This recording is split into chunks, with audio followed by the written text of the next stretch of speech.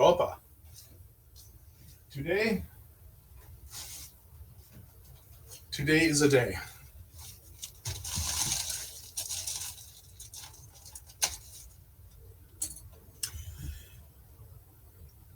I'm relatively confident in my limited guitar ability. Oh, for sure it would be a banger. I can totally hear it in my head. I'm pretty sure I can pull it off. Worst case is I ask my bro or any of the actual musicians that I still talk to to do the recording for me. My bro is a skilled guitar player. How much do I want to make today? Yeah, I'm gonna make 2 big servings. 2 large orders of poutine coming up.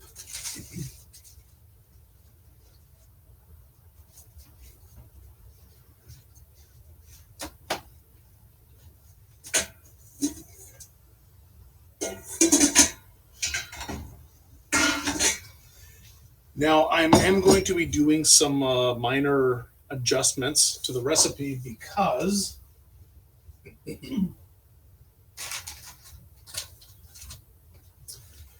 I inherited a bag of milk powder, which is very convenient because I've not felt like going to the store for a few days and I need 2 cups of milk. So I'm going to be reconstituting this powdered milk into real milk.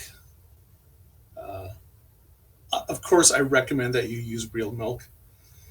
Recipe calls for, the recipe is posted, 2 cups of milk. We want about 2 tablespoons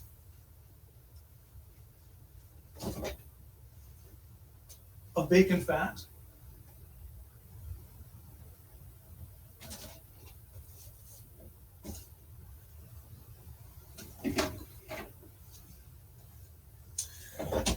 Two tablespoons of bacon fat, 2 tablespoons of flour. The gravy itself is going to be made from a roux of bacon fat and flour. A roux is just a fancy term for you take 1 part fat, 1 part flour, whisk on heat until the flour itself becomes a little cooked. You're going to see a little bit of color change. You're going to get rid of that raw flour flavor. And then you can add a whole bunch of liquid to it. It's basically there to thicken a sauce and bring some flavor. Normally, I would recommend rendering the fat from a fresh pack of bacon. And the easiest and best way to do that is just take your pack of bacon, cut it up into thirds, roughly break apart the strips, medium-low heat. I can't stress this enough, medium-low heat. Cover it and let it cook, stirring occasionally for like an hour. And then take that crispy bacon on a paper towel, let it dry, and then you can crumble it up or chop it very fine. Pieces no bigger than a 1/4 inch tops. Like really big bacon bits is what we'd be looking for. I did that on the previous stream. So if you want to see what that looks like, take a look at that one. I'm just going to use the rendered bacon fat and flour. I'm going to skip, I know sacrilege, I'm going to skip the bacon bits unless I happen to have some. Nope, in my cupboard. Bacon does not last very long around here. It shouldn't last very long anywhere.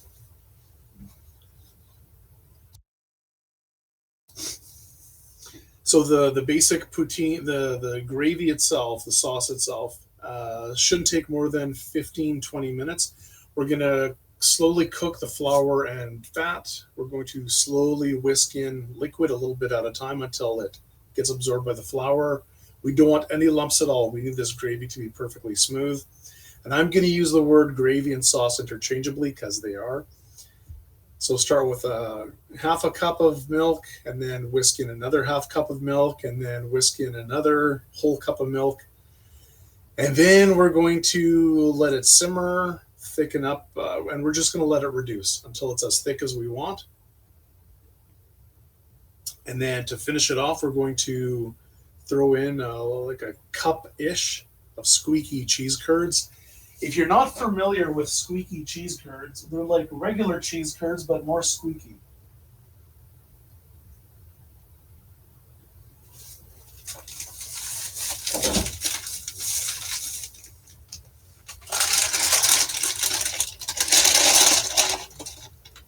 This is a cheese curd.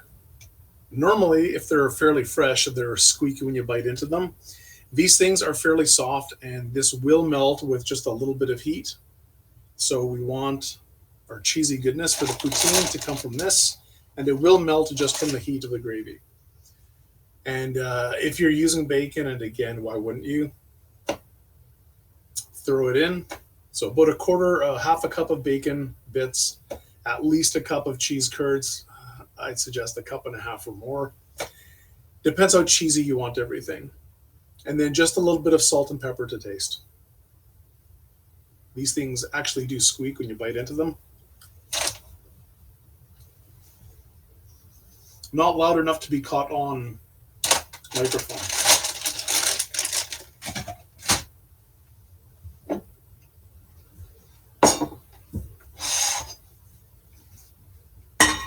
But first, we need to get our potatoes done.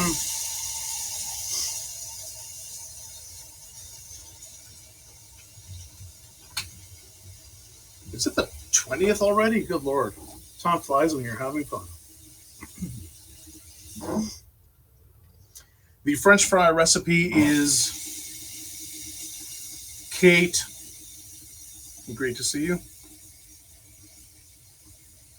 What I have been doing for the last couple of weeks. It's actually been a couple of weeks.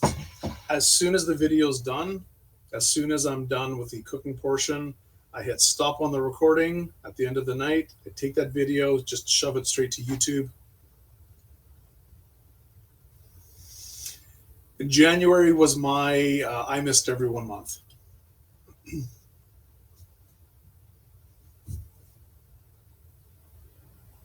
It's a giant emote coming up.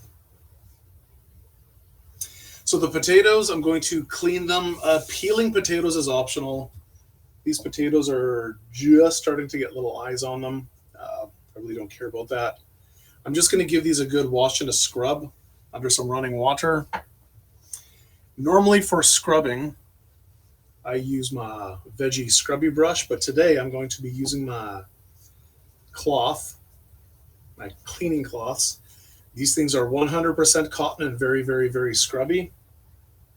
I think they're 100% cotton, but if you zoom in, it's actually the loop side of Velcro, basically. So these are really, really gritty, but they don't scratch Teflon. I got these at Canadian Tire. They're like 3 for $10. Some people use it to scrub dead skin off their flesh. It's that abrasive, but gentle enough to use every day. I'm going to wash my potatoes, then I will cut them up, throw them in my water.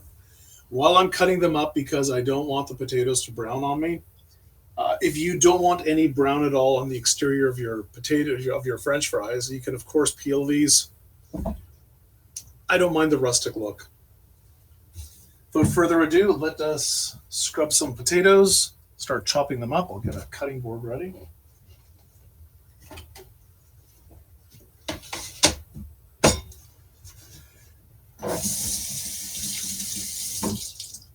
And they don't suggest pugilism against skunks. I don't mind the smell of skunks. I've always wanted, not too badly, but I've always wanted a pet skunk. I think I would have to raise it from birth to make sure it didn't get all sprayy on me, and I'd hate to have it descented. Seems mean.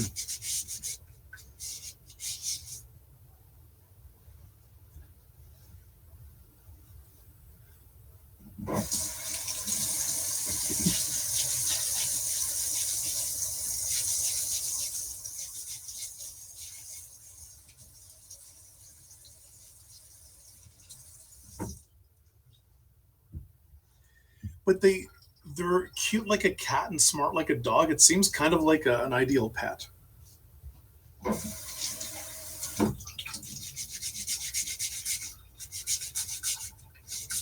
I mean, in an ideal world, I'd have a river otter.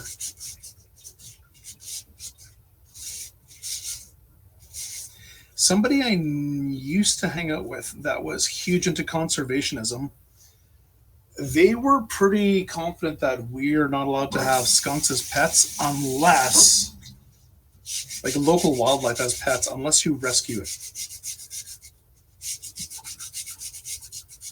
So it is possible for me to end up with a river otter, but I'd have to find one in distress, capture it, nurse it back to health, and then get a veterinarian or someone to sign off on the fact that it's missed its opportunity to learn how to be a wild critter, and it would be cruel to release it to the wild because it could not survive on its own. I think that's the process. So highly unlikely. And then one of my friends called me up a few years ago and said, "Hey, can you get to this creek because there might be some baby otters that need rescuing?" And I'm like, I'm in no condition to do any of this right now. You want your French fries to all be uniform shape? At least the cross section, the length doesn't matter. This is going straight to YouTube, so I can't crack any jokes. Apparently, length doesn't matter. I want the width and the depth to be the same. The easiest way to have the best control over your potato is to just trim off one section, so this part here just won't roll around. And really what I want to do is square this up completely as best as I can. Don't worry, I'm going to cook all of these end bits. I'm not throwing anything out. I'm too poor to be wasteful.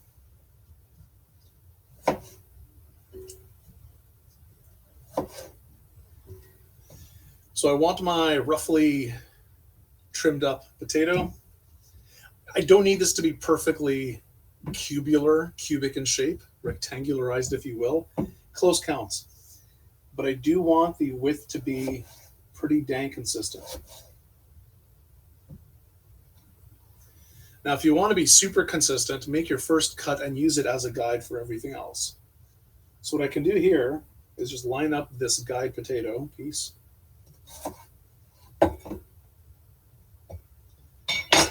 Now these suckers are going to be perfectly uniform.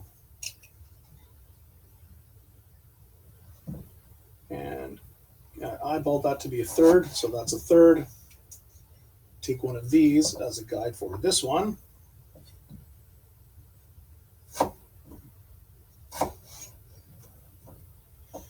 I'll keep one handy and repeat the process. So once again, potato of the flattest possible shape. And now that it's on the flat side, I'm just going to make some vertical cuts. I find it's easiest to pull the knife back. I have a lot of control that way.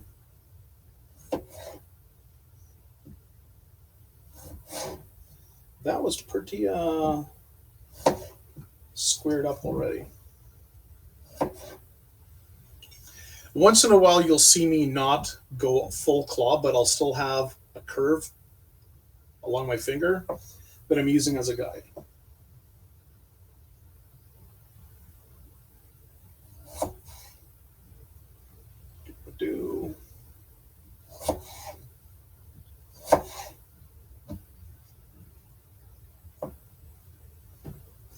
I highly encourage you do not try to cut more than 2 sections of potato at a time. It's easy for the potatoes to slide around like it just did.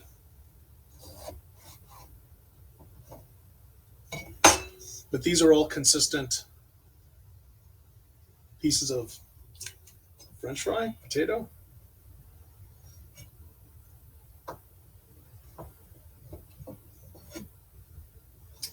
You know, for the amount of potential waste and heartache, I'm probably better off doing one strip at a time. Yeah, but what you gonna do? Again, I want to find the flattest section of this potato, just so it doesn't roll around a lot, so it becomes a lot easier to do this step. This is totally optional, but this will make the cooking time very consistent. And this is why when you make your own fries at home, normally one of the big concerns is that some fries are a little overdone and some are a little underdone. That's because the cross section, like the actual width, is not consistent enough. So some require more frying time than others. Some, in this case, being the pieces of potato. And the last one I'm just going to cut in half. I'll just do these one at a time. Now, if you have a potato chipper, you can also do this with a mandolin. Most mandolins have a setting which for fries. But a mandolin is something of a gadget. Well, it's gadget adjacent anyways. So I try to avoid using it here.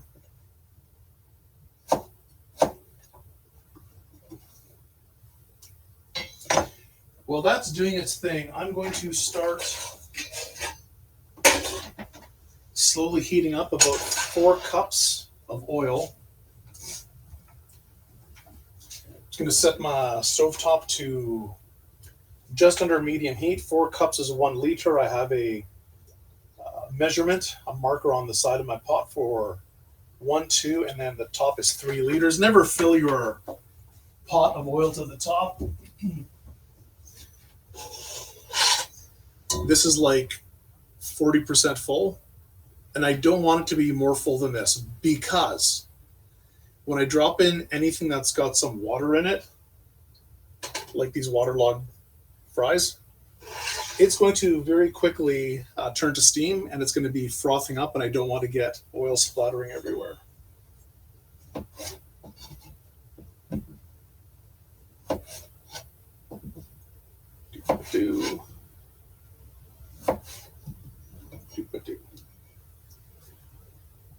After the stream, I will be, like later tonight, I will be frying up the extra bits. Don't worry.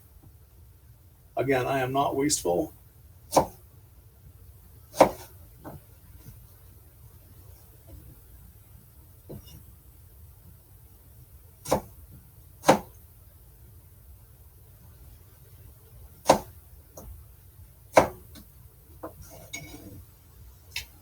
Almost done. Sure. Good enough.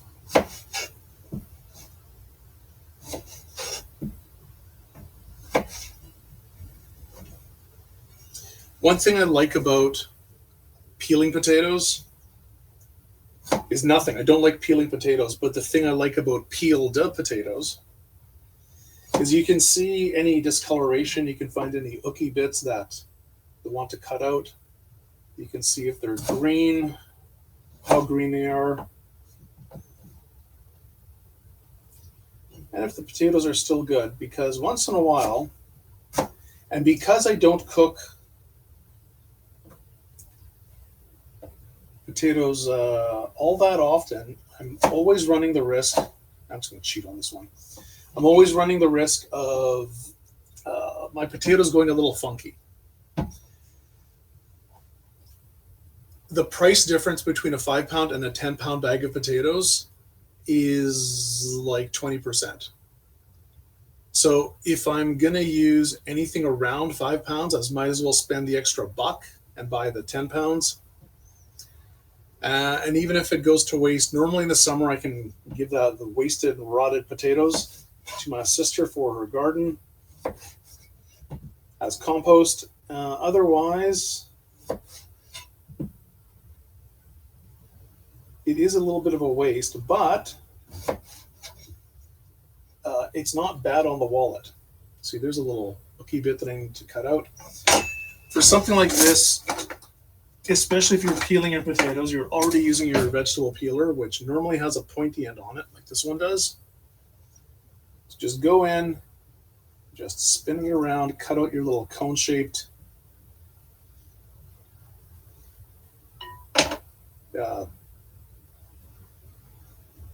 shape of cone.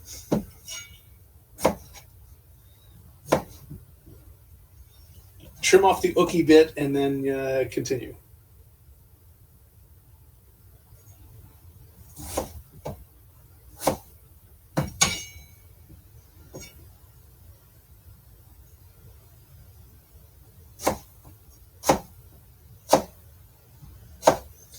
I know this last potato is going to be a little inconsistent, but you know, good enough.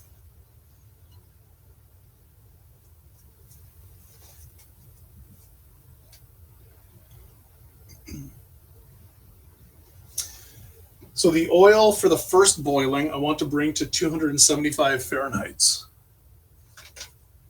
And yes, I know I'm supposed to be Canadian, and we're supposed to measure things using the metric system. But I'm still not used to, I mean, I've only been on the metric system for close to 50 years. It's not long enough.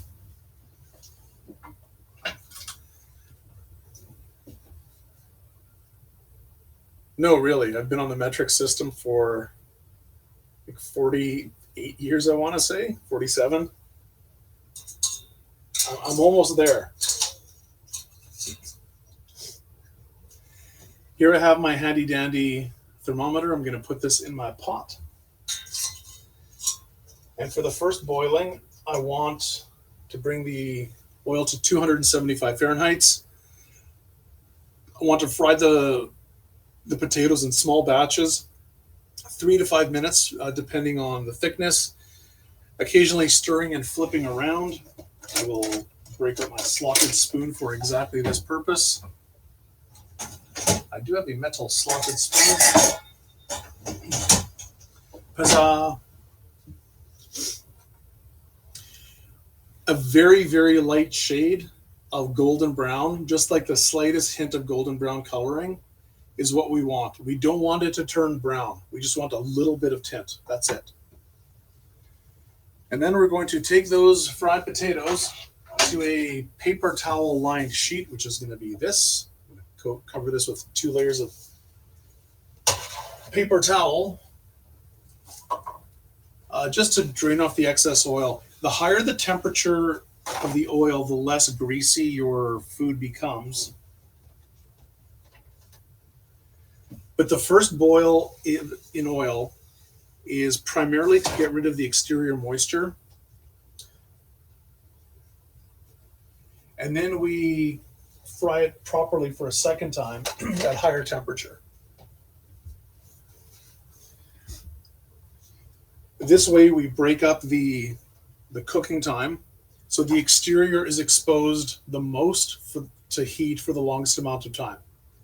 We still want the potatoes cooked all the way through, but the interior of the potato we want to be just cooked, so it's nice and soft and creamy and wonderfully potatoey, but the exterior we want to be fried a couple of times so it ends up being nice and crispy. And the prime factors in something becoming crispy: cook at high temperature, preferably in oil, and you have zero moisture on the thing you're cooking. So the first cook, we're slowly bringing the whole potato up to temperature. Like it's mostly cooked the first time, just no color.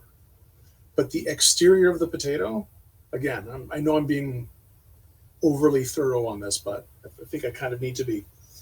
The exterior of the fry has had all the moisture cooked out. Most of it anyways. When we return it to the oil at a higher temperature, we should have a lot less frothing, a lot less foaming from the liquid from the potatoes, and we can give it a much crispier exterior.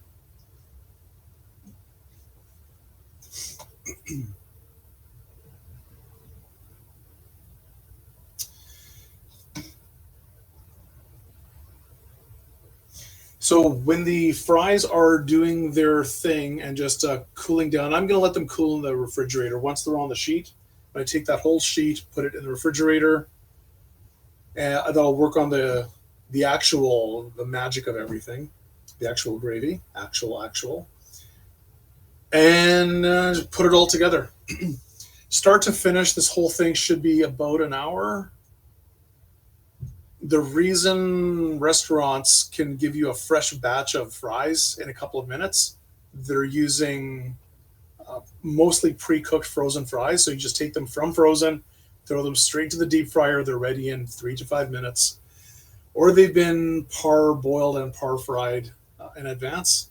So you have a bucket of fries, just like the frozen ones that are 3/4 of the way cooked, but you have a giant pail of these in your cooler at any given time. You grab your handful, you throw it in your deep fryer. A couple of minutes later, you're done.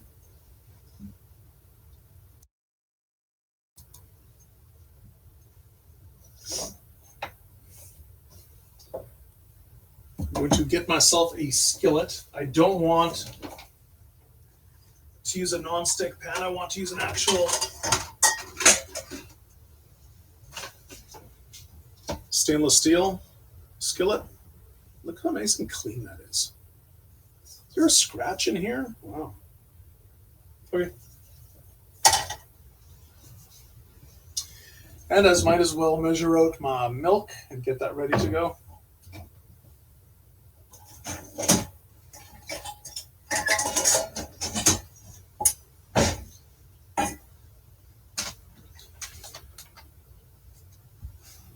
This bag makes 4 liters of milk. Huh.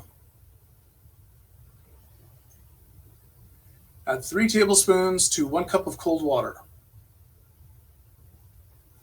Stir well and let it sit in the refrigerator for next day use. Okay.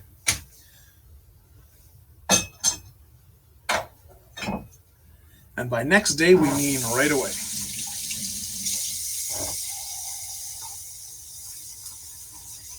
As we all know, 6 tablespoons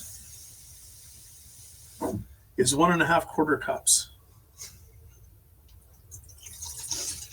Because math is my friend.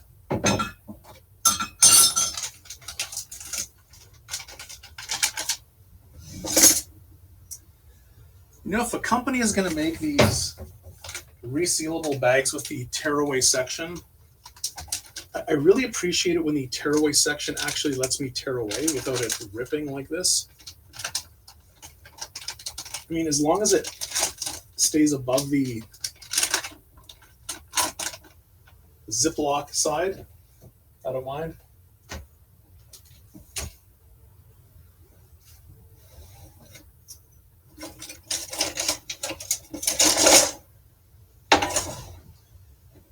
Actually, I'm going to use a slightly larger bowl for this.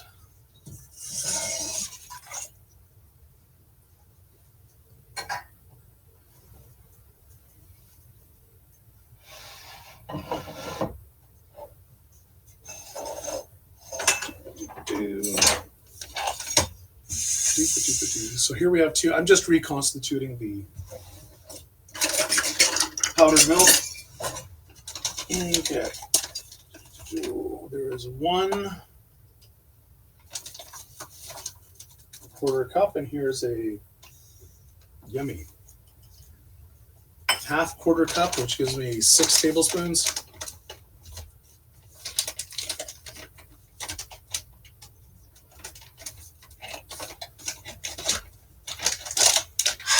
Yeah, Eric, I don't know. I really don't know.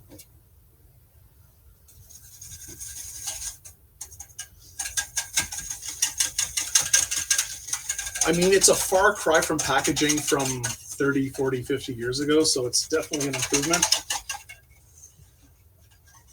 I think it's just a first world problem I need to deal with. Yeah, of course I could just use scissors.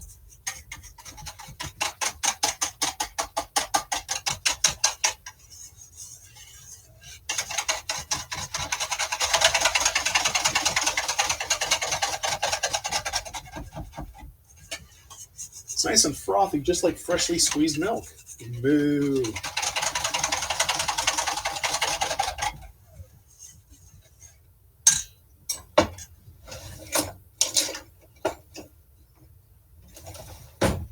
Scrape down the side of the bowl.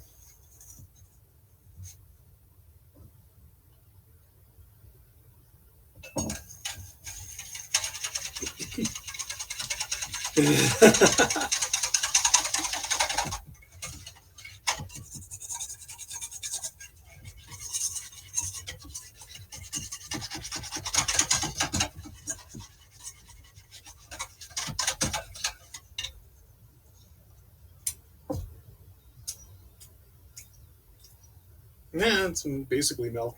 I haven't had a glass of milk. I haven't had more than, I'm just going to round up to 2 glasses of milk in over 5 years. Because for me, it's 10% or cream or whipping cream. Anytime I need dairy in a liquid state, or melted butter, but for consumption, some form of cream.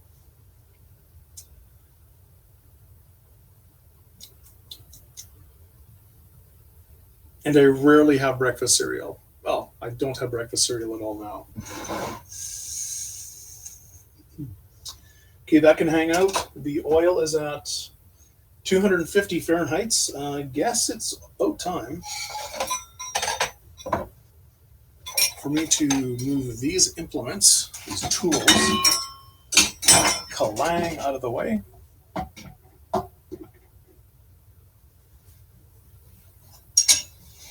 And slide the camera over.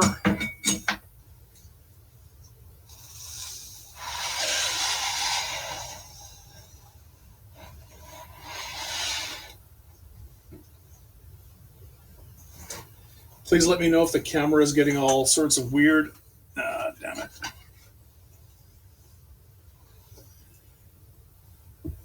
Most of my cameras really don't like moving around.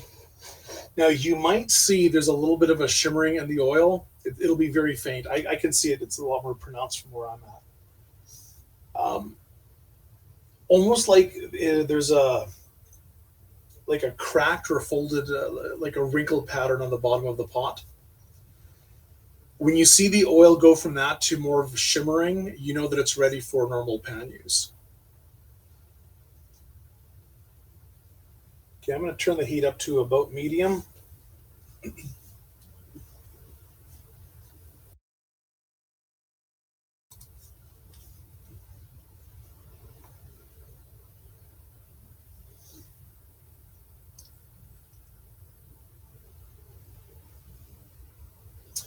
And I guess when the oil is not being used, I'm going to move it to another element on like medium-low heat, just so it stays roughly at temperature. Because this is going to take me 15 minutes to get up to temperature, and I don't want to do that again.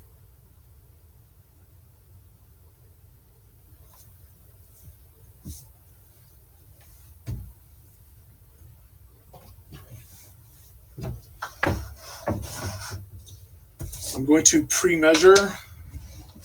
I know, shocking. I'm going to pre-measure half a teaspoon of salt and a 1/4 teaspoon of freshly ground black pepper. Personally, me, I like to use a bit of paprika, especially cayenne pepper and oregano. I just toss my fries in that. And I do prefer using malted vinegar instead of regular vinegar, or just go straight to ketchup. And of course, I make my own ketchup. I think these days it's actually cheaper to make my own than buy store-bought. So there's my salt and pepper.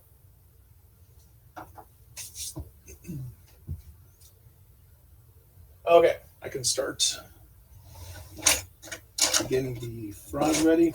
If you have something like this spider, like this little wire basket, this is a great way to lower fries. I'm going to use a slotted spoon just because you're more likely to have one of those. If you don't have a slotted spoon or one of those spiders, get at least one of them.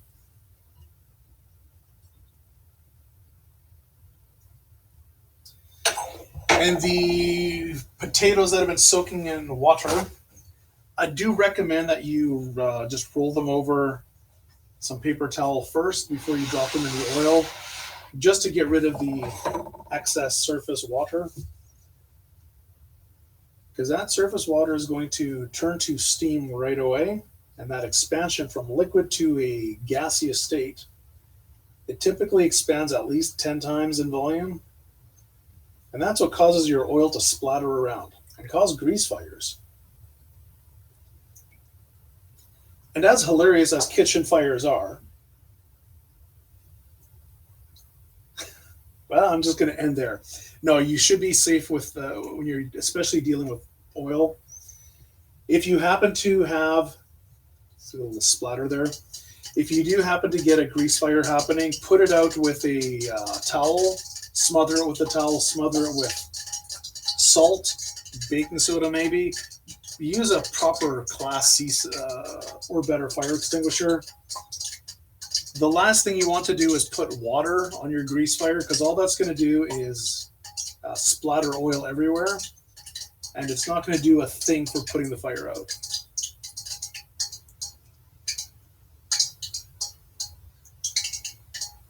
In general, now, it is true that if you dump enough water quickly enough, it should douse the flames. You're in for a bad time unless you have a real like commercial fire extinguisher.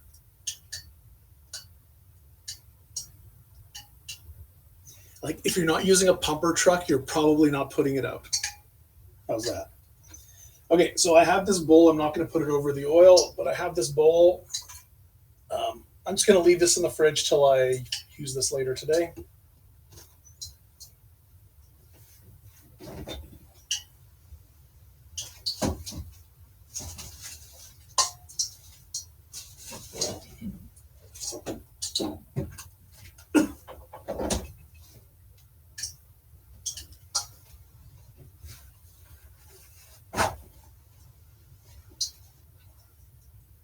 Okay, so I went a little above 275. I'm at like 290. I'm going to lower the temperature and just let the potatoes hang out. You don't want to overwhelm the oil. You don't want to add too much product.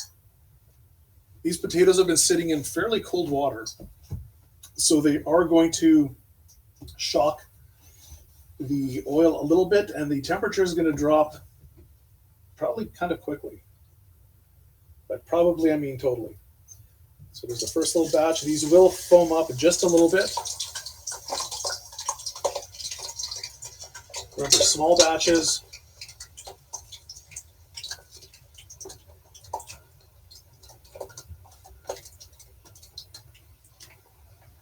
I want to do this in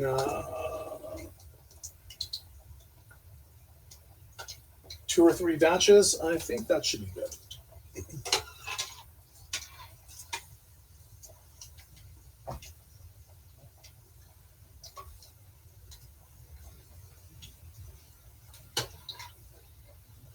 I'm just moving them around to make sure that the potatoes don't stick.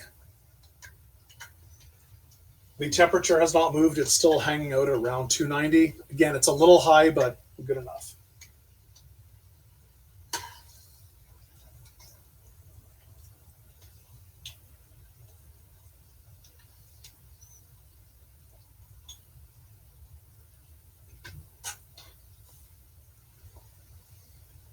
It's so relaxing.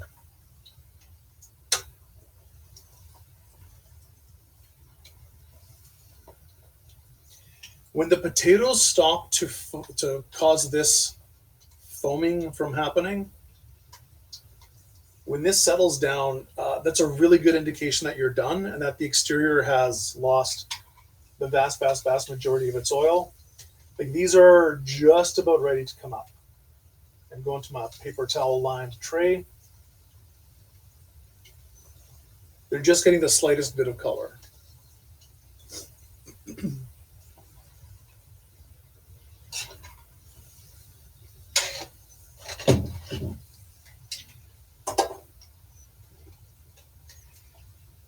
And here I want there to be no chance of the oil dripping down onto the element.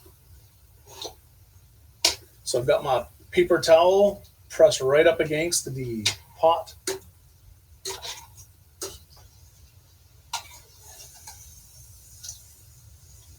Yeah, just another 1 minute. Is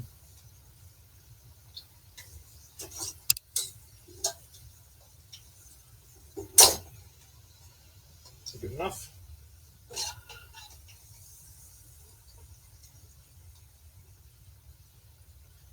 Okay.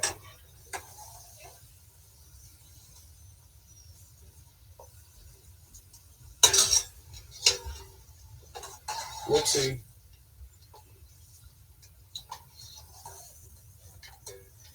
The other nice thing about using letting the potatoes hang out in the water first is the oil is not going to get contaminated nearly as quickly as if I took dirty potatoes straight from the bag, quickly through the wood chipper, and then into the oil.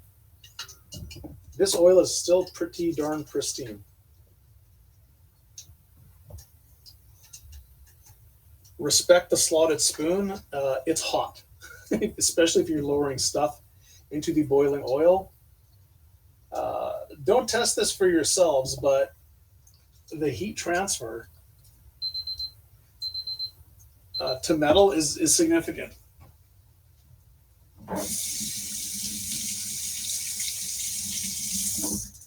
Metal things tend to get really hot when you put them in boiling oil.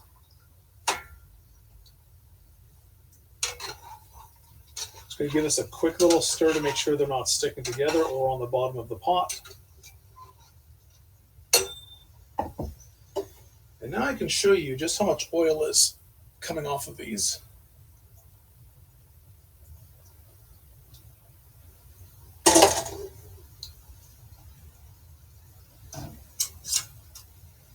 Get my temperature probe back in here. And it's going to be around 275, maybe a touch higher.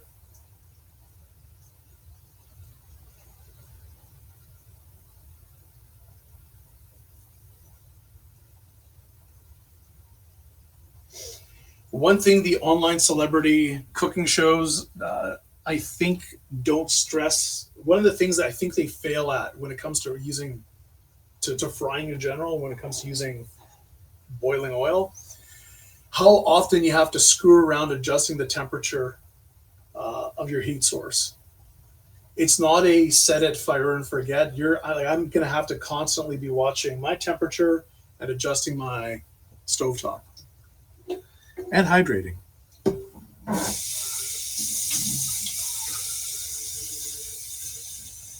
So Eric, how hilarious was it? Eric, who learned a valuable lesson from a fry-o-later basket in his youth.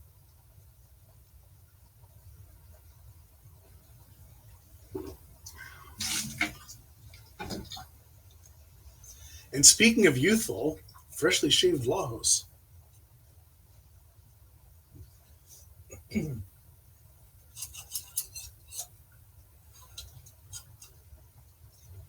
I mean, this is about as freshly shaved as I get these days. Oh my, you got a scar from it. Yikes.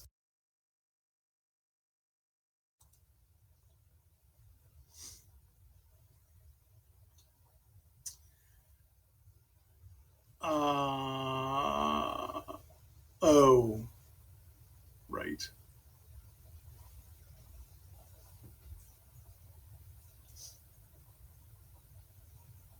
The good news is, at this stage, if your oil is a little too cool, you can just fry it a little longer. You're going to let a lot of the oil drain out on the paper towel. I'm just rearranging my paper towel over here.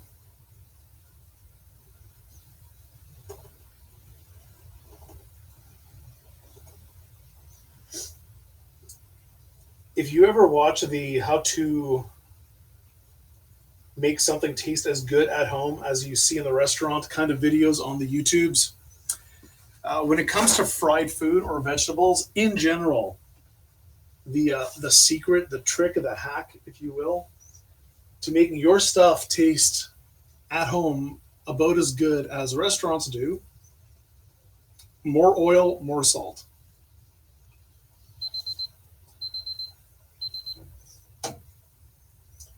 And that's about it. Every step of the way when you're cooking your veggies, more oil, more salt. These potatoes, well, they're going to be drowned in salt later, and they're currently boiling in oil now, so it's kind of hard to make them any oilier or saltier at this stage.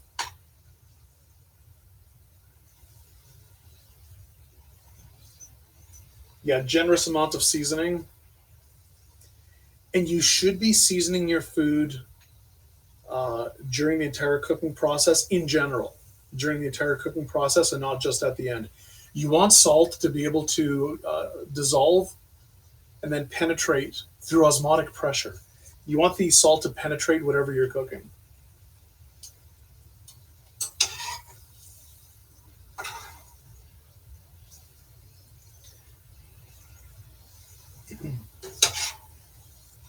Because I let my steaks sit covered in salt for about an hour before I cook them, and I wash that salt off, but enough of the salt penetrates all the way through the steak that it's pre-seasoned. I don't need to worry about anything else.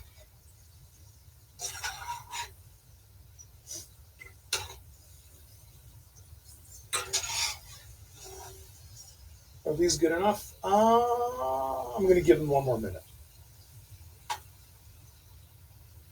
Just because they did start off a touch cool.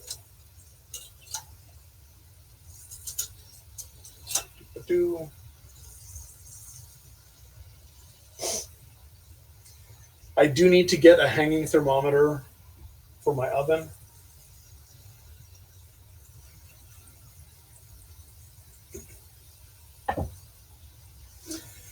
Because I don't trust this whole stove contraption to begin with.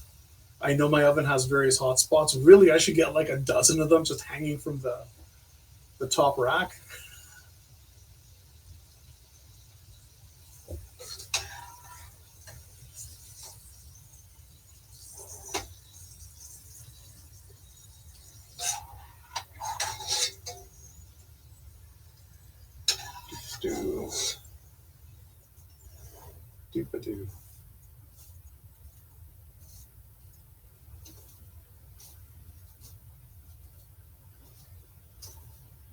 You might have heard me mention mixed starch.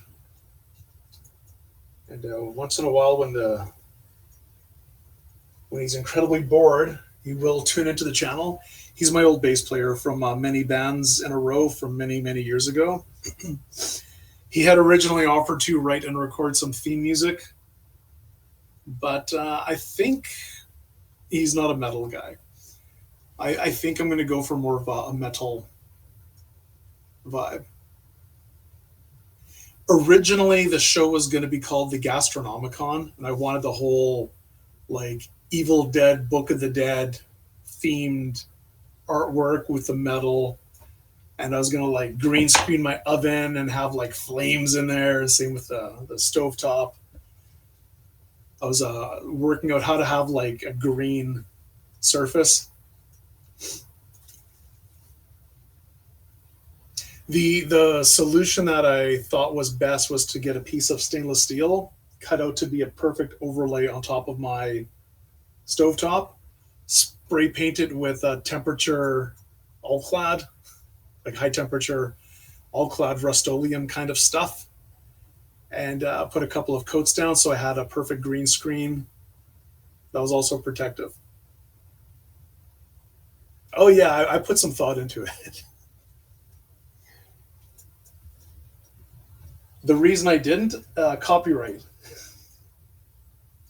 Some band already had thegastronomicon.com. Maybe it was just gastronomicon.com.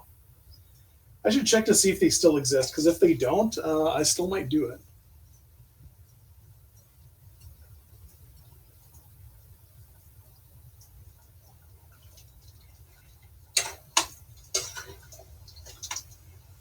When you first lower the potatoes into the oil,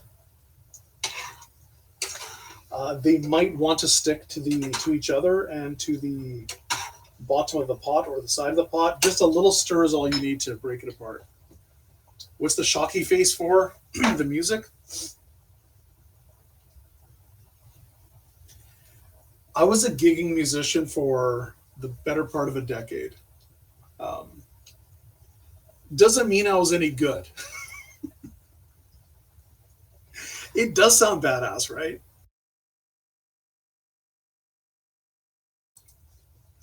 Yeah, until about 2000, I was pretty active as a musician. Like our band was the house band at the university bar for it was around 2 years. Like depending on my memory, it was like 20 months. It might have been 2.5 years. I'm just going to round it off to 2 years. If I change that in the future, remind me that I'm old and senile, and it was closer to 2 years.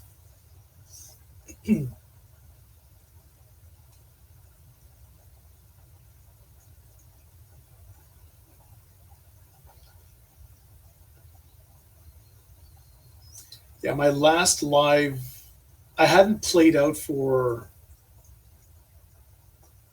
it was like 5 or 6 years. And then one of my buddies asked me to, if I could throw together a band to do a vampire themed event, just one set.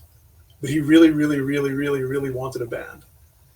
So I asked some of my dorky friends from the goth adjacent scene if they were into it, and they totally were. And yeah, we had a lot of fun. We had a lot of fun. Do not have any recordings from it, but I did play the set list. Clima, welcome. I did play the set list on what was supposed to be my final non-music stream on Twitch, and then I gave in and joined the DJ program. Still not sure how I feel about that.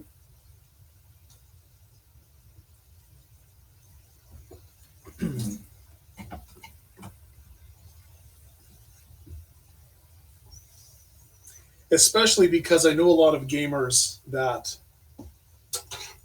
play music and they're not in the DJ program. And I'm not trying to narc on anyone or rat anyone out, so please don't go reporting people.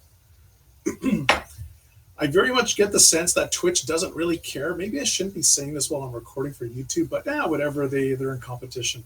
I very much get the sense that Twitch doesn't actually care about the agreement that they have with the recording studios. They just have something ish in writing ish to keep some of the lawyers happy. Childhood friend who was a patent attorney in Silicon Valley explained to me many, many, many years ago, if a company doesn't actively protect its intellectual property, they can easily lose claim to it. So companies that seem very litigious, it's not because they want to be litigious, and it's not necessarily because they want to put, kids 3D printing Warhammer miniatures in jail. It's because if they don't stop it, then somebody could make the argument of, well, you knew it was happening and you didn't stop it, so you clearly don't care. Because apparently that's a valid defense in court. Exactly, it sets a precedent. Accepted practice is the term for in the HR world up here. Like if you don't enforce the rules, and people generally understand that the rules, like certain HR rules, are being enforced, then you can't turn around and selectively enforce it later on.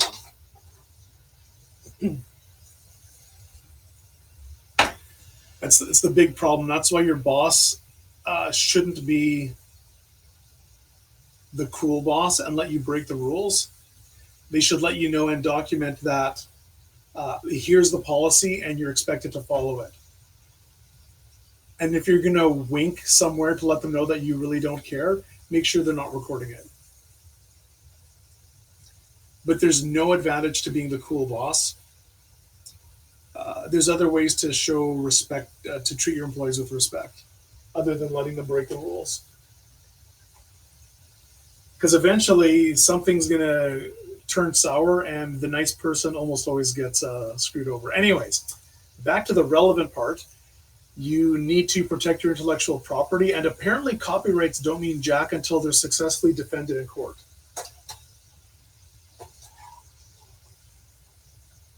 So just because somebody filed for a patent or a copyright of some sort, apparently doesn't mean a thing until it's challenged and successfully defended. Don't take this as legal advice, but that's what I heard from a dude who was a law talking guy. Things might have changed, and rules and laws change from jurisdiction to jurisdiction.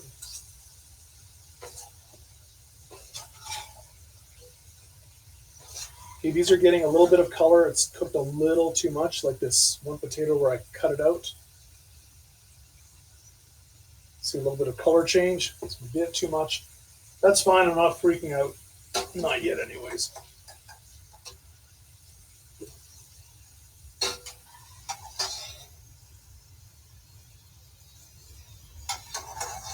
Look how nice and clean that oil is.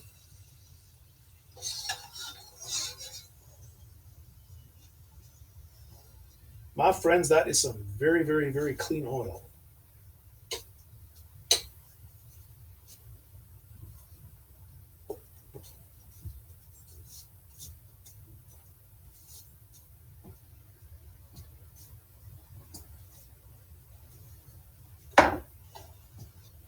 So here's my sheet.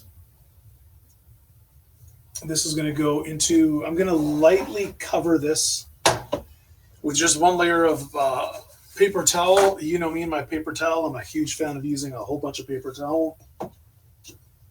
Covering it, I'm going to lightly press down just to pick up and shake it back and forth, just to pick up any excess oil that's on top. So you can see a little bit of oil coming through. That's good enough. This top element over here, I'm going to leave on medium low. That I'm going to leave alone. Tray goes into the refrigerator just to cool down a bit. Now, over here,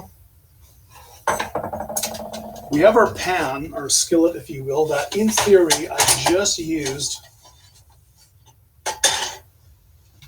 just used to fry up a pack of bacon. Now, if you are going to, fry up a pack of bacon, you want this to be clean. You don't want any bacon bits in here because they will very, very, very likely burn on you. You don't want that.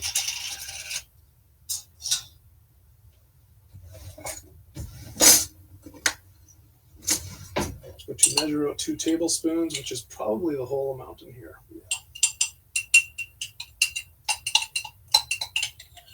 So here's the bacon fat. The bottom is a little brown. That's because there's just a touch of sediment. There's a little bit of bacony goodness that got poured into the jar. We call this keto frosting. So I have about 2 tablespoons in there. I'm going to get my 2 tablespoons of flour. I'm just preheating the pan.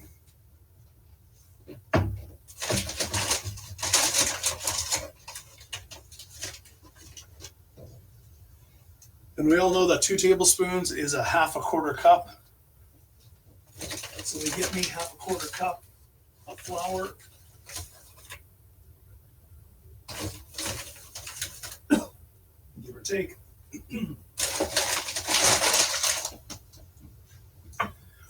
One of these days I'm going to do like something approximating a master class in making gravy.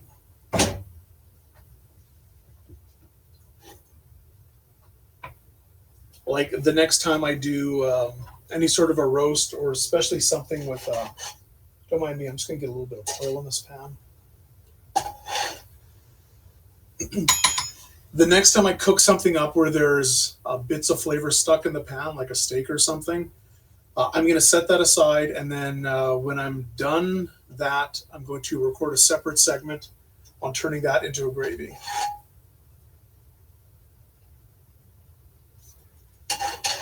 The next time I roast chicken or a meat roast or an entire bird of some sort, I will definitely spend the extra couple of minutes to show you how to make a proper gravy out of it. It only takes a few minutes, 5 to 10 tops. Way better, far superior to almost any gravy mix you're going to buy from the store.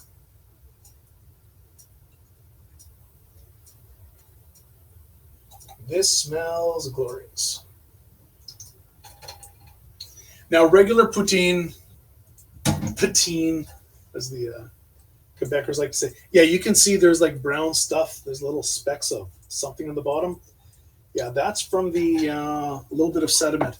I could have, probably should have, rinsed, strained that through a coffee filter.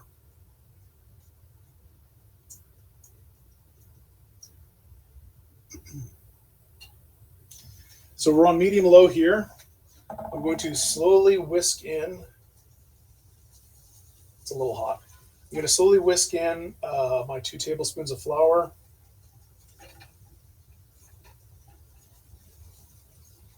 Using a high temperature whisk.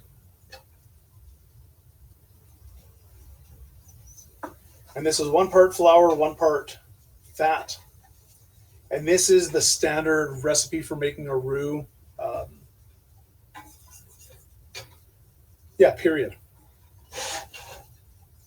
So if you're making like a choux pastry, that's choux spelled with a C-H-O-U-X, that's cabbage. Has nothing to do with cabbages, but whatever. French is weird.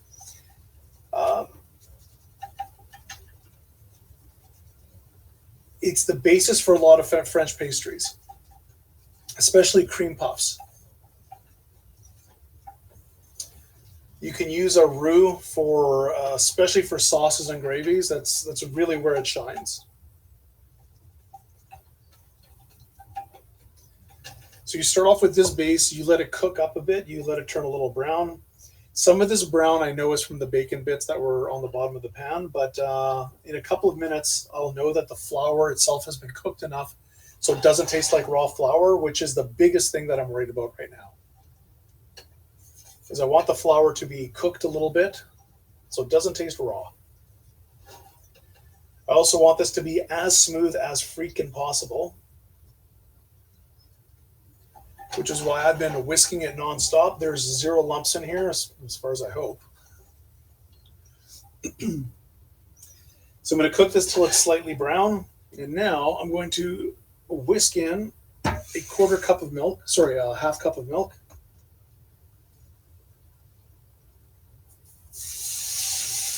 Now this might foam up because the pan is still a little hot.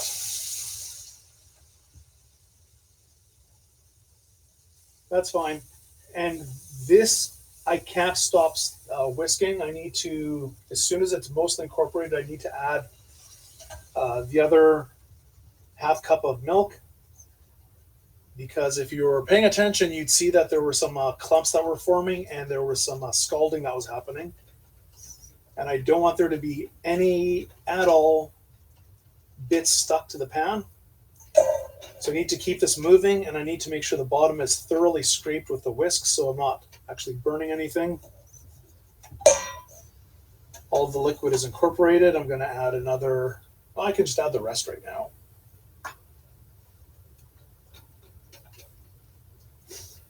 I'll just do this in a few steps.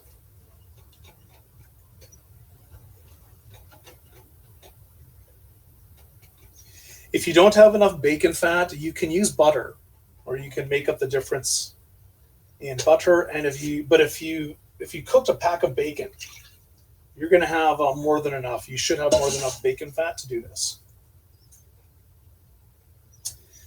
So now that I have my full 2 cups of milk, you're probably thinking, hey, Vlahos, there's no way that flour is going to absorb everything. There's no way it's going to happen. Well, normally you might be right.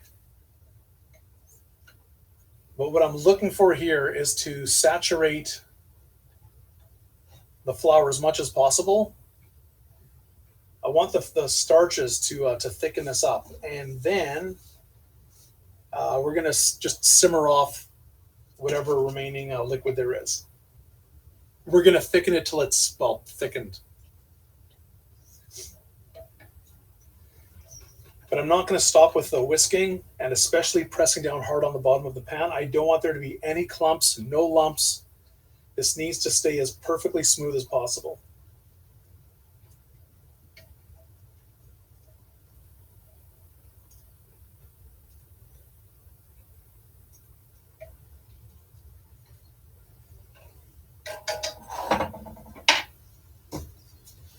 I actually do feel that there's something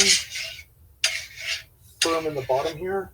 So I'm just going to give this a really aggressive stir. No, I think it was just the whisk itself. Anyway, here's a great time to show the consistency we're looking for. You want it to become streaky like this at a bare minimum. So when you run your finger through it, those leaves a perfect streak and it doesn't drip.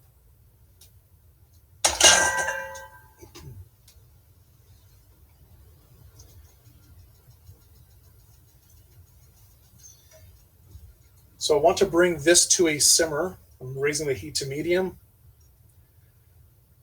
And as soon as it starts to simmer, I'm going to reduce the heat back to low and simmer it while stirring or whisking continuously until the sauce is thick enough that when I pull the spoon or the whisk back, I can actually see a streak. So I can see the bottom of the skillet.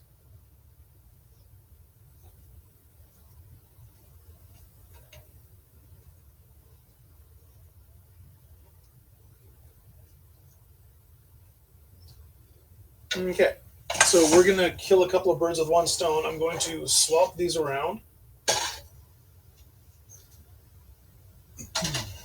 Let's see if I can multitask a little bit here.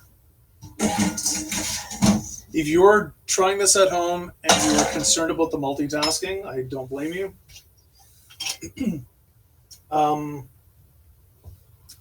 Finish the gravy, leave it on low heat, and then make the fries.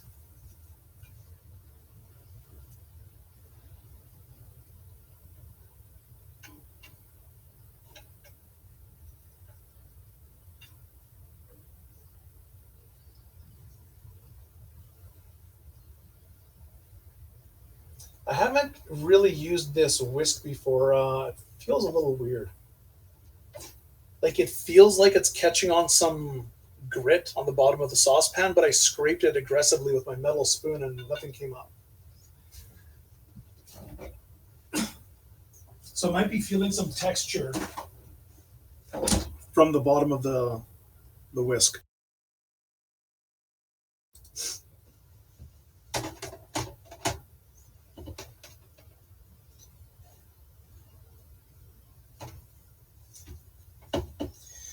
Again, normal poutine is brown, like the gravy itself is normal gravy color, so it's like a medium brown. Like this kind of medium brown.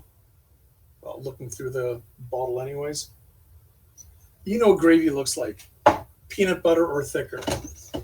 Because I'm just using the bacon fat, it's going to be a lot lighter on color, so deal with it. My oil is at 325. I want it to be a little higher. I want it to be closer to 350.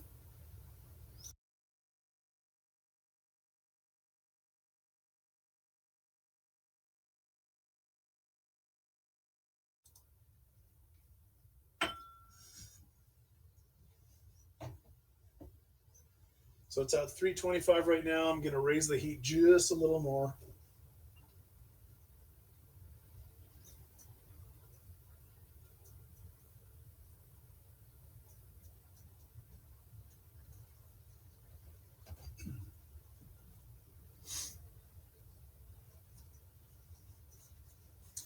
Actually, I have a question about this.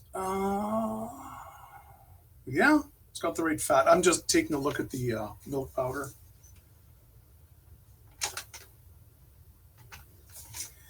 This is kind of funny, and the macros to the uninitiated might seem a little suspect. 3 tablespoons has 8 grams of fat, sure.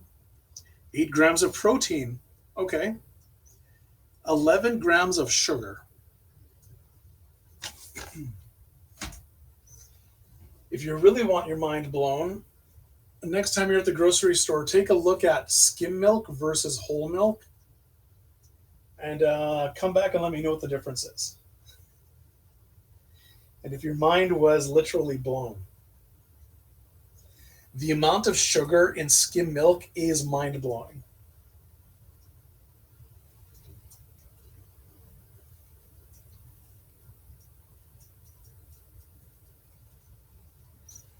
Now, cup for cup, skim milk does have slightly fewer calories.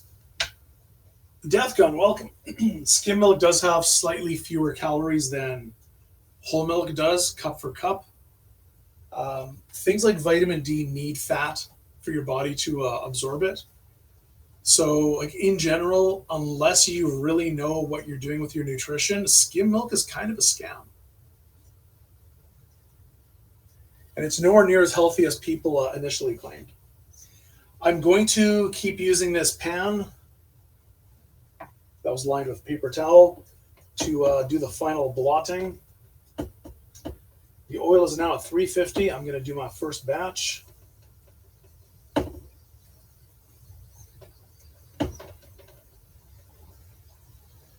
Again, I'm going to do this in batches of thirds.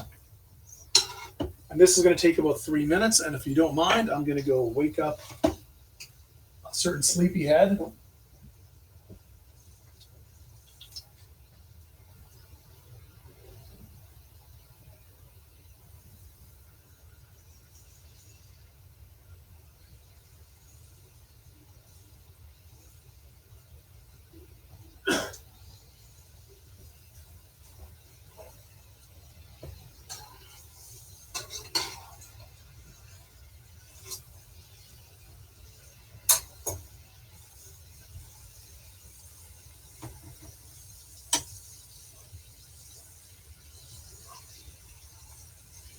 Got some happy ASMR happening over here.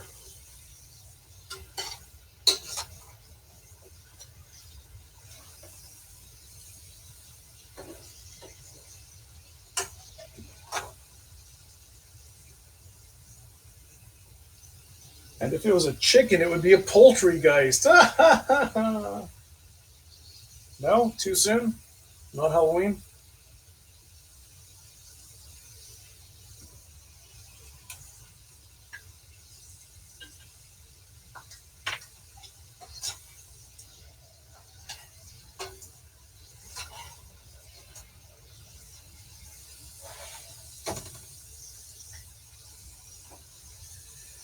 Tharina, that was terrible. Thank you. Thank you very much.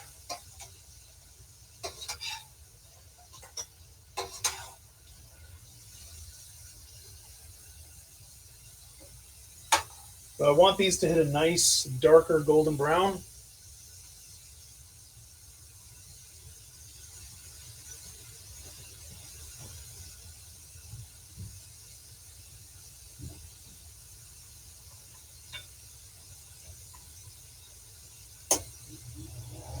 And because I seem to have a hard time telling when there's smoke coming off of the stovetop or my oven, I'm turning the fan on prematurely.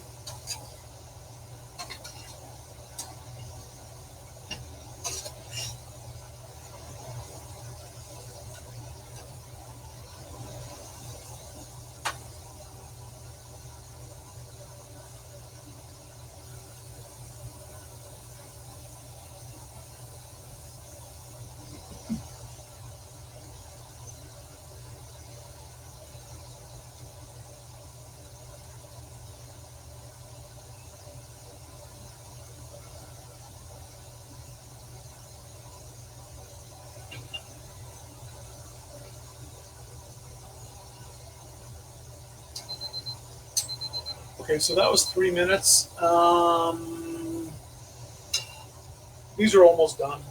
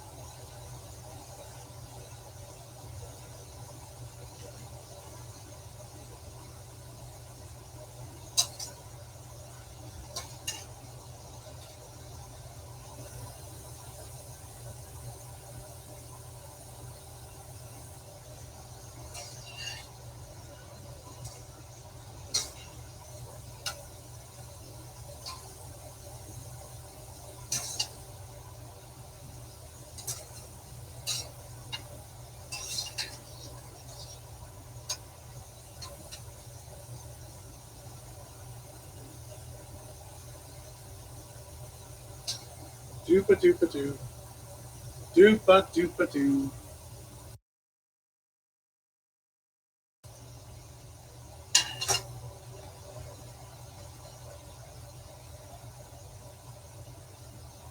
Doopa doopa doo.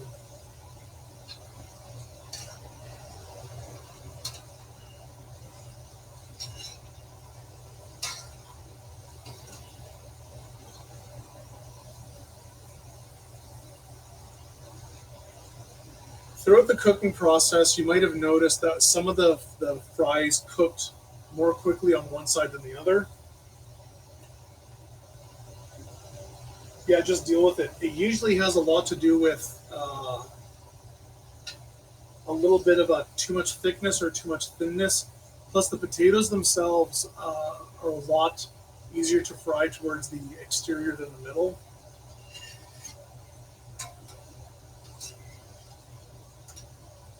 It's not going to make a difference to the end product.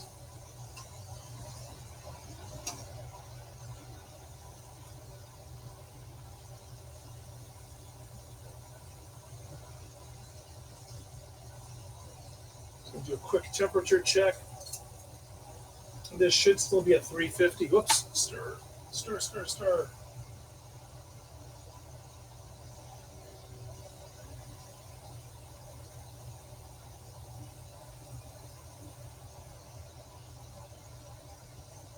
We are bang on at 355.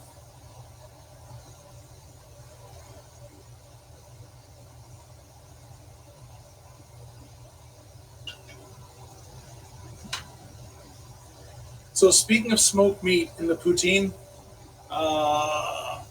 normally I would have like half a cup of bacon bits to put in here, just for some extra fun seasoning, and flavor, and protein, but mostly flavor. Okay, this first batch is going to end up being mine because I want her Royal Nouveau-ness to have fresh, warm fries, although the gravy itself is going to be hot enough.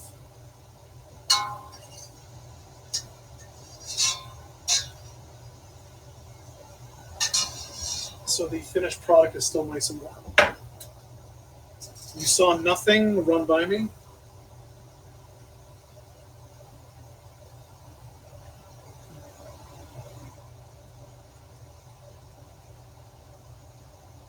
As soon as the oil is back up to a solid 350, I will start the next batch.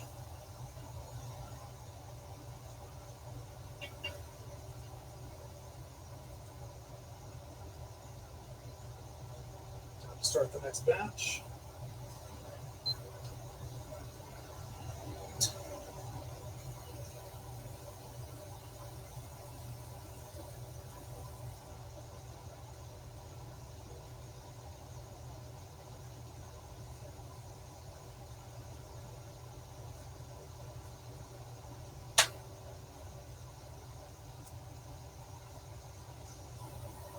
These are crispy. They're good.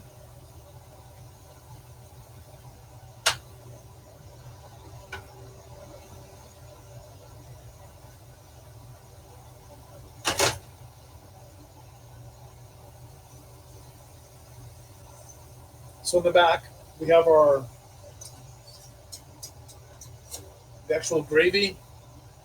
I just want to simmer this down to about half of its current volume. And then, let's turn down the heat. And then I'm going to add, again, if I had the bacon, I'd throw it in. I'm going to add a good cup of squeaky cheese curds. I'm going to let the cheese curds melt a little bit. Then I'm going to stir in some salt and pepper, pour that over the fries, and we're done.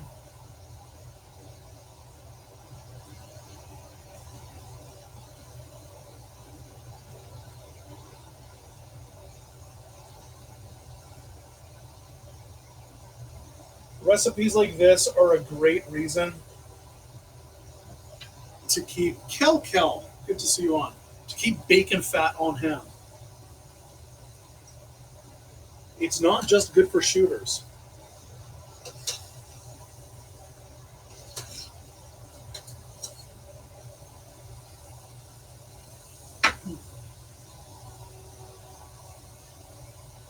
Like the oil is creeping up on 365, so I had to lower the heat down to just a bit below medium.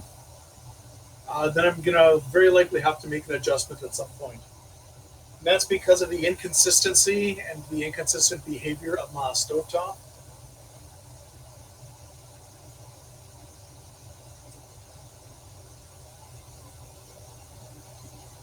See, like you'd figure that just adding the slightly cooled potatoes would have dropped the temperature a lot more than it did. That's what I would have thought, but it didn't. And part of me is wondering if the thermometer itself is properly calibrated.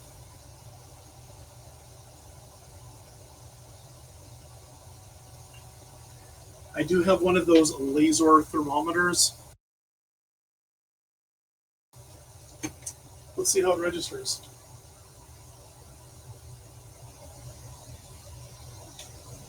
The laser says 385, and the tops of these potatoes are 375, which is about 20 degrees off, 15, 20 degrees off of what my temperature probe is showing. Which one's right? Possibly neither.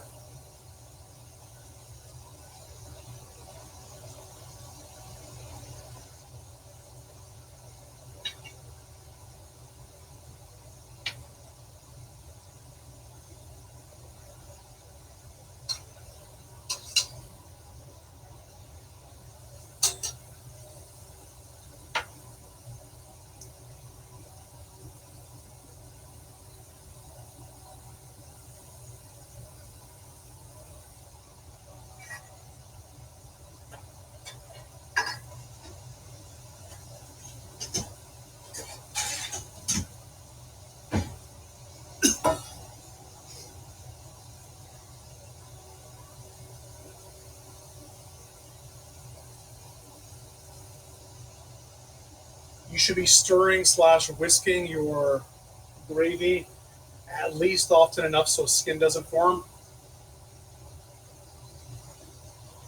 The reason I'm doing the fries in batches is so that the oil stays at a high temperature throughout the whole cooking process. Otherwise, I'd have to use like 3 times the amount of oil. I'm using 4 cups here. I don't want to use 3 liters of oil to do a batch of 2 large servings of fries.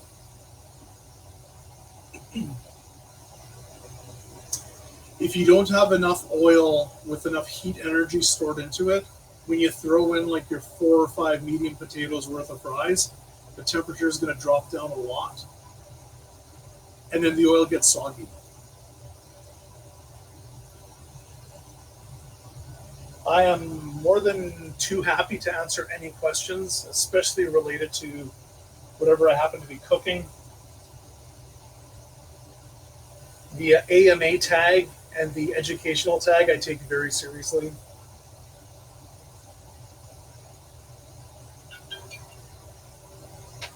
And please don't ever, and this goes for everyone, please don't ever feel silly about asking a question, because if you're not clear on something, there's a good chance somebody else isn't clear on it too, and that's probably because you either tuned in late or I didn't explain it properly or in enough detail, or at all.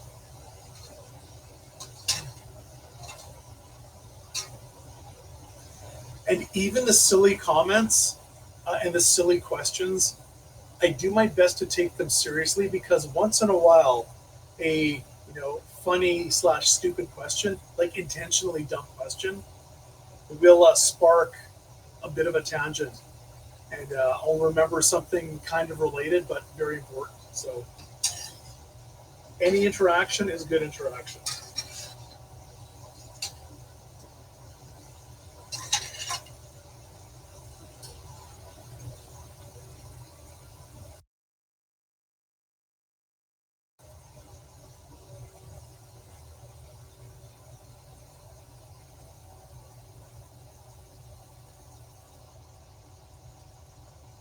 So this gravy, I'm going to let.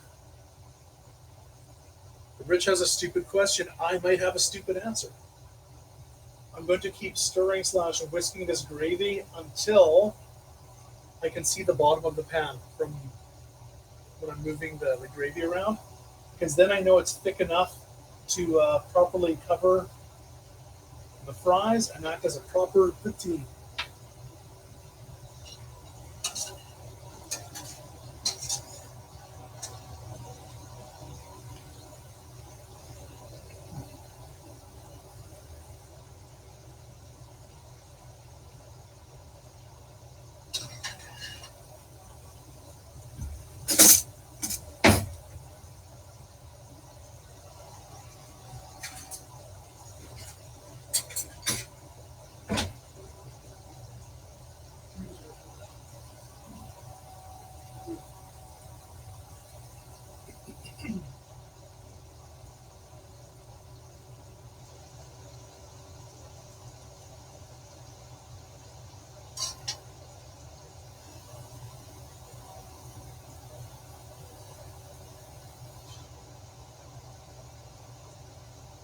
The gravy's almost done.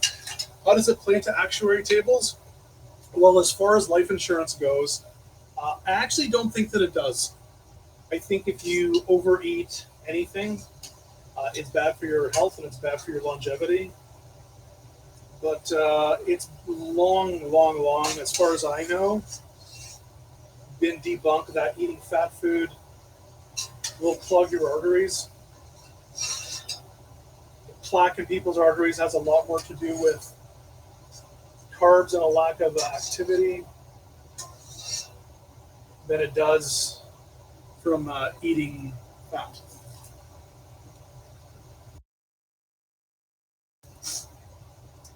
If the fat from our diet actually got into our arteries, why are kids' arteries not clogged with crayons or salt?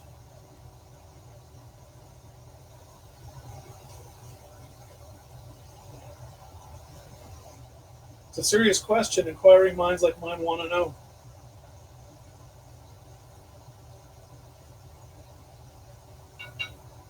Okay, the gravy's almost done. I'm coming up to my last batch of fries.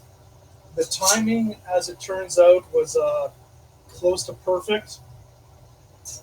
Um, I did not plan it. You know, I say that so often that someone sooner or later is going to call shenanigans. But so far, no shenanigans have been called.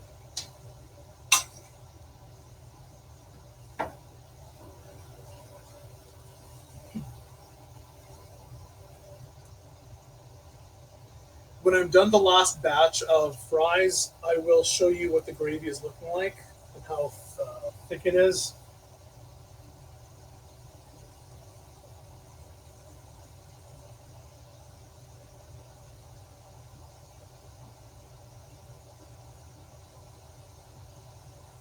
Maybe I can show you now.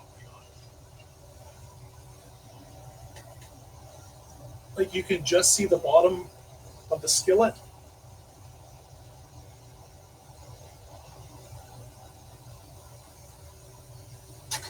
And there's still a good half inch at least. Like there's at least a centimeter of gravy in here. So this is, I'm going to call the gravy basically done.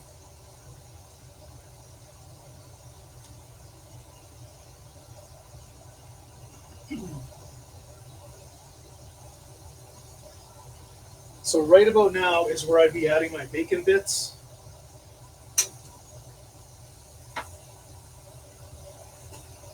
I'm going to turn the heat way down.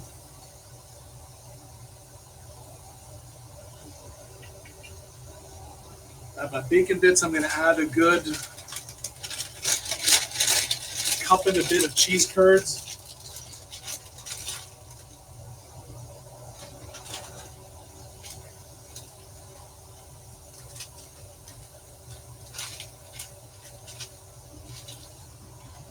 Bothwell is a local dairy farm. They make some of the best cheese in all of Manitoba.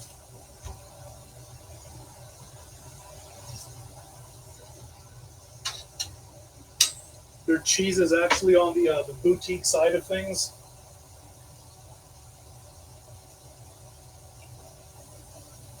But if you can make it out to the farm, and go to the store there, you can get ends of cheese runs and sections of cheese for like a half, quarter the regular price, and then it becomes strangely affordable. Okay, you can see the cheese is starting to melt just a little bit. That's all we want.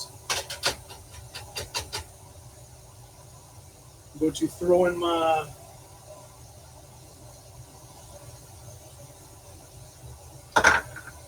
half teaspoon of salt, a bit of pepper.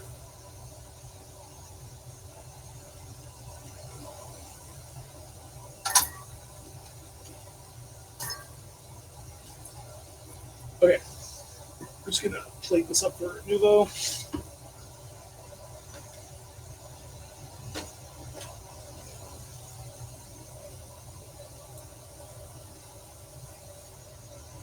Unfortunately, I'm gonna have to do this on the backhanded side.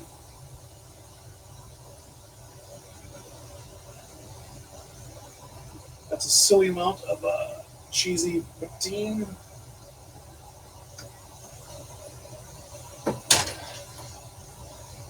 So there's still some intact cheese curds in there.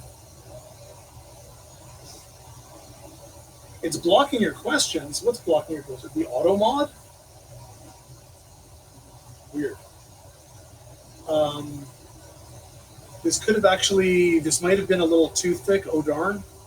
I'm going to serve this to Nouveau right now and see what she thinks.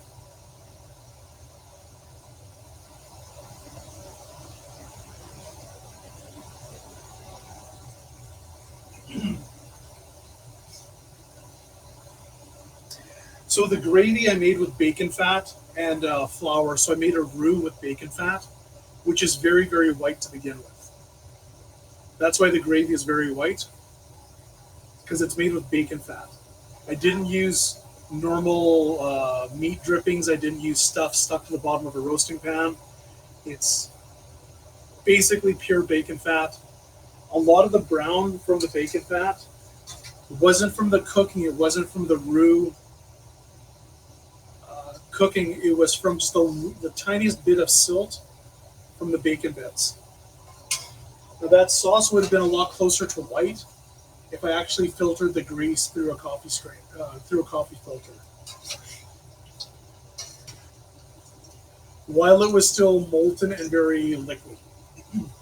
Once it's down to something approximating room temperature, it's not going through any filter. Do I DoorDash? It's a little far.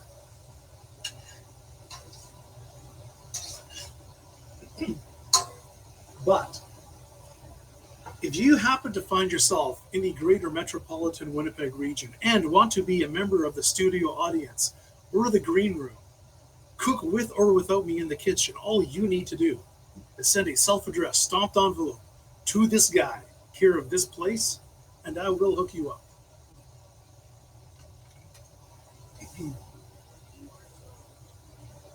One sec. Sorry?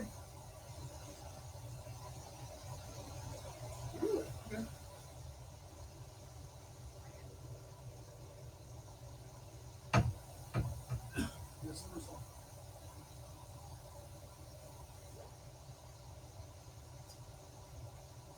Shockingly enough, apparently I didn't use enough salt.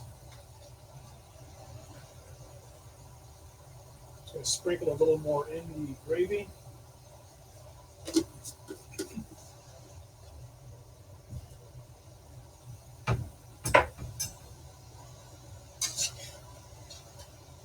For her birthday a couple of years ago, I sent a cheesecake to Hamilton Gaga.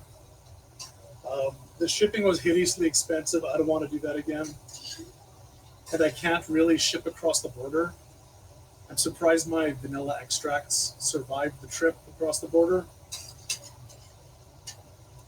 Yeah, this is good enough for me.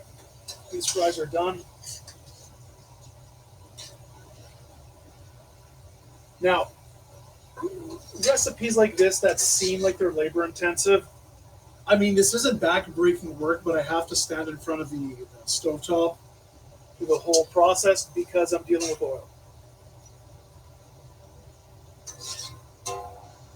This definitely is not hard, and I think it's worth the effort. It's a nice treat, that's for sure.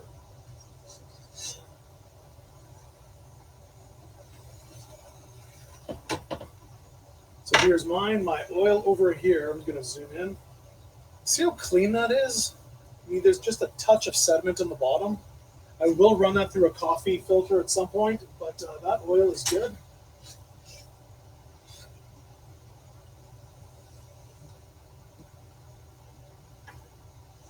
Now, I've never used powdered milk like this before, so I'm thinking it might not have, it might have thickened up slightly weird.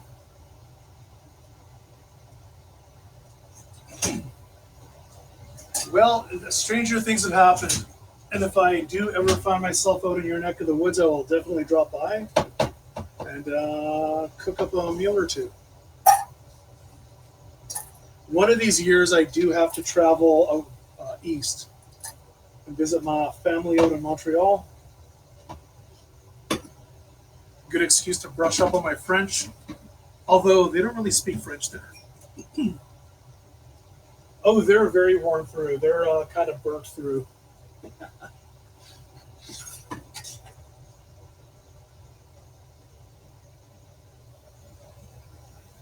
going to save some of this gravy for later.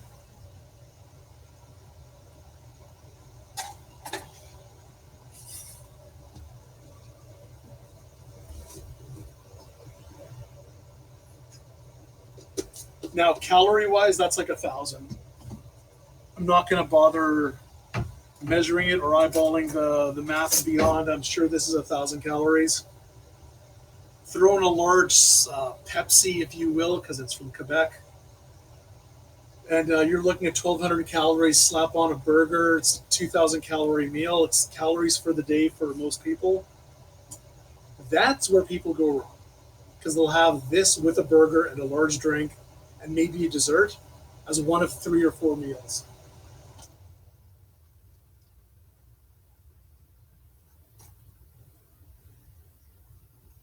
So I know these fries are crispy. The gravy itself, though, give a real taste.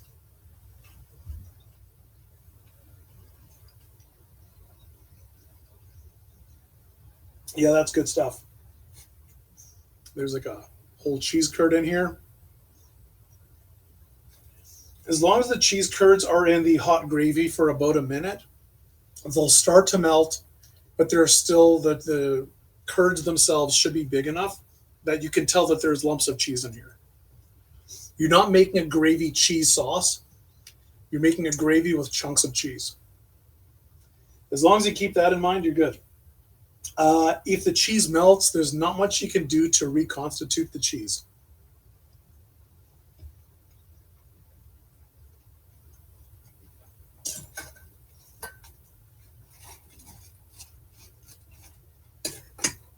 Hell yeah. One little crack of pepper. And we're going to call that done. As usual, as always, the recipes are over on the blog at thedailybear.ca. Today's recipe, in a very, very, very rough format, is over at that link. The Joy Division oven gloves, they're browning through a little bit of a high temperature use. That one kind of ripped through excessive use. They're good. They're good. One of my prized possessions, up there with my microwave. I mean, this microwave is adorable. Chicken is still raw. I don't get it. I love the speed. It's a little small, but it works. It works, I think. Again, thank you, everyone. Don't run away. I'm just going to stop the recording for YouTube, and then we will fire up some games or tunes. If there's any questions, let me know in the Discord. There's a section for cooking, section for gaming, section for artwork, my stuff, your stuff, and requests.